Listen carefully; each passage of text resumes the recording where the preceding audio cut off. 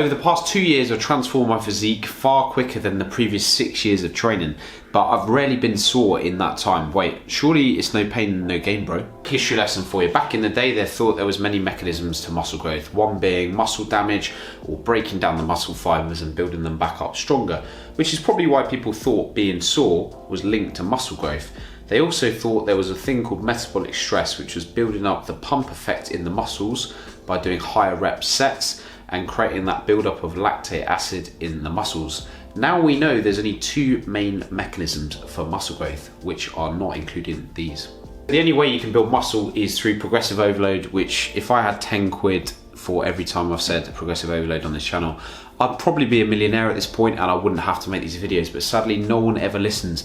Progressive overload means adding more reps per set or increasing the weight that you're lifting gradually over time. And this is how we increase the demands on our body and build muscle. Progressive overload is like that ex-girlfriend that you keep going back to eventually when you realize she probably was great all along and you probably messed up along the way.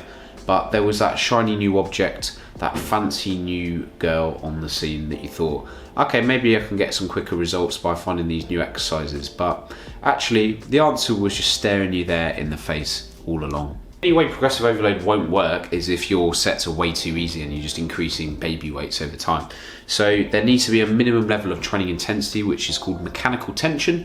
And this basically just means, are you training within 1 to 2 reps of failure?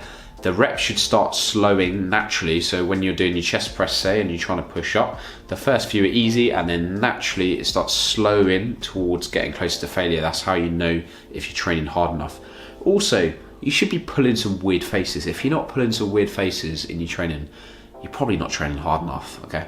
If we're in agreement that it's going to take 6 to 12 months to see big changes in shape and to build a physique and build a lot of muscle mass, it's going to take years of dedicated training and being consistent with your diet and in the gym. So, most important factor is probably enjoying it along the way. You may as well have a laugh with it and actually want to keep coming back to the gym. If you are returning to the gym after a break, whether it be a holiday or a vacation for our American friends out there, it's normal to get a bit more soreness because your body is adapting back to that stimulus. But if you're sore all the time, that is actually an indication of your training being inefficient and you're trying to do too much volume. You're trying to do too much work in the gym that you can't recover from. So you need to actually reduce the number of sets you're doing, focus on the quality, and then focus on progressive overload instead. So being sore is not an indication of muscle growth.